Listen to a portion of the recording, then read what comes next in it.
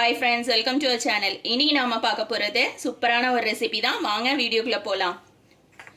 நான் வந்து yeast எடுத்து வச்சிருக்கேன், sugar எடுத்து வச்சிருக்கேன், salt எடுத்து வச்சிருக்கேன். ஒரு மிக்சிங் பவுல் எடுத்துக்கலாம். மிக்சிங் பவுல்ல வெதுவெதுப்பான தண்ணி சேர்த்துக்கலாம். நம்ம கை பொறுக்குற அளவுக்கு சூடு உள்ள தண்ணி சேர்த்துக்கலாம். ரொம்ப சூடா இருக்க கூடாது. இதெல்லாம் sugar add பண்ணிக்கலாம்.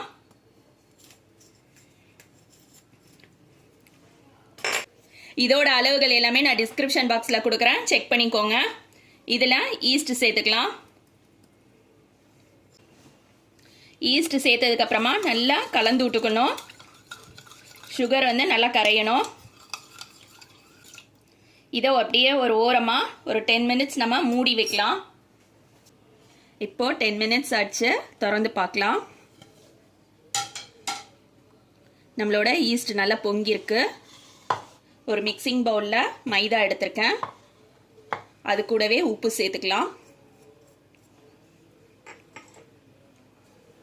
நம்ம ரெடி பண்ணி வச்சிருக்க ஈஸ்ட் தனியா இதில் ஆட் பண்ணிக்கலாம்.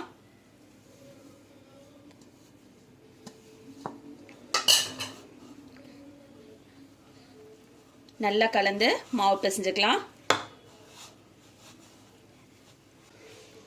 நாம ஊத்தின ஈஸ்ட் தண்ணி மட்டும் பத்தாது, இதுக்கு எக்ஸ்ட்ராவா ஒரு ஸ்பூன் அளவுக்கு தண்ணி சேர்க்கணும். நான் தண்ணி சேர்த்துக்கிறேன்.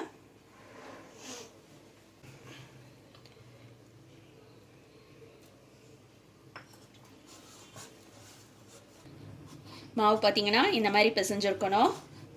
நம்ம வந்து ஒரு 10 நிமிஷத்துக்கு கையால் மாவு பிசையணும்.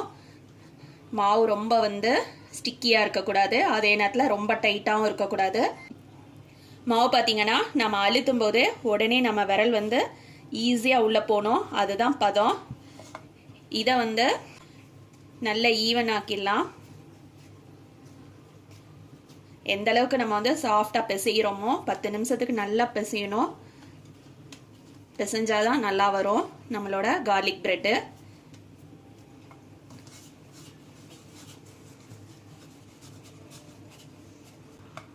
இதுல மேலால எண்ணெய் தடவிக்கலாம்.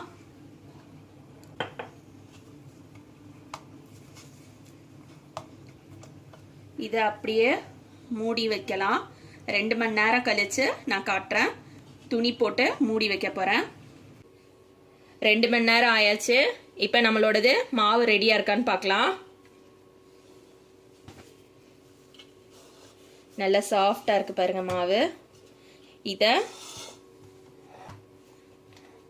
சப்பாத்தி கட்டையில வச்சு நல்லா திரட்டிக்கலாம். இந்த மாதிரி பீஸா பிளேட்டுன்னு இருக்கும், அதில் பட்டர் பேப்பர் போட்டிருக்கேன். நம்மளோட மாவை அதில் வச்சிடலாம். இந்த மாதிரி ஒரு கத்தி எடுத்துட்டு இந்த மாதிரி ஒரு லைன் போட்டுக்கலாம். இதே மாதிரி ஃபுல்லாக லைன் போடணும். நான் போட்டுட்டு காட்டுறேன். இந்த மாதிரி ஸ்ட்ரெயிட் லைன் போட்டாச்சு. இப்போ இந்த சைட்லேருந்து லைன் போடணும்.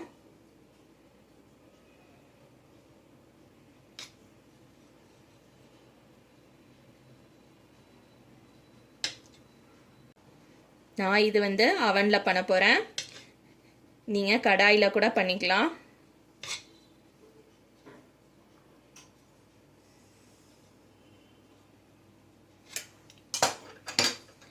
இந்த மாதிரி லைன் போட்டுட்டு மறுபடியும் ஒரு 10 நிமிஷம் மூடி வைக்கலாம்.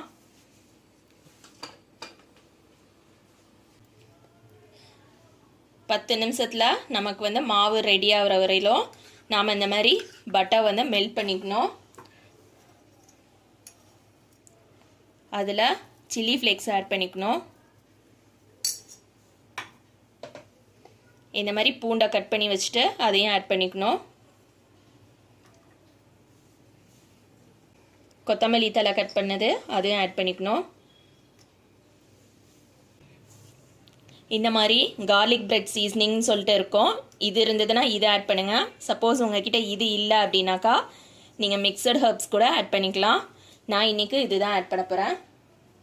இப்போ 10 minutes ஆயிடுச்சு. இதில் நாம் ரெடி பண்ணி வச்சிருக்க இதை அப்ளை பண்ணிடலாம்.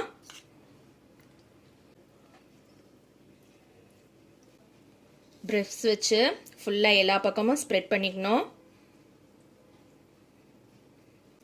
ஏற்கனவே நம்ம வந்து கத்தியில் லைன் போட்டிருக்கோம். அதே இதில் இந்த மாதிரி ஒரு கரண்டி வச்சுட்டு திரும்ப அது மேலேயே லைன் போடணும்.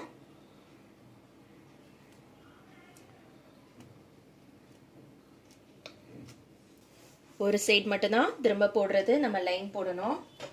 நம்ம ஏற்கனவே போட்டு வச்சிருக்க அந்த லைன் உள்ள நல்லா அழுத்தி விட்டுறணும்.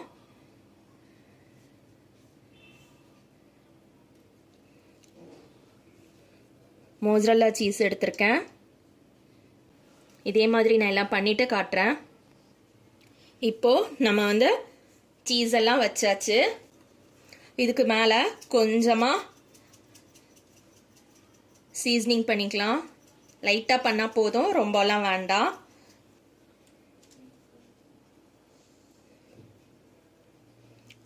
திரும்ப ஒரு தடவை நல்லா இந்த மாதிரி சீஸ்க்கு மேலேயும் நல்லா ஸ்ப்ரெட் பண்ணி விடணும் பட்டரை.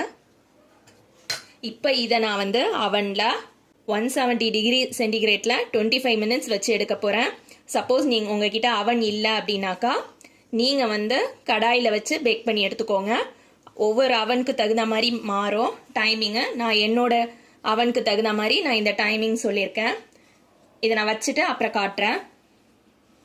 இப்போ பார்த்தீங்கன்னா நம்மளுடைய கார்லிக் பிரெட் வந்து அவனில் வச்சு எடுத்துகிட்டு வந்துட்டேன். இதை கட் பண்ணி காட்டுறேன் எப்படி இருக்குன்னு சொல்லிட்டு.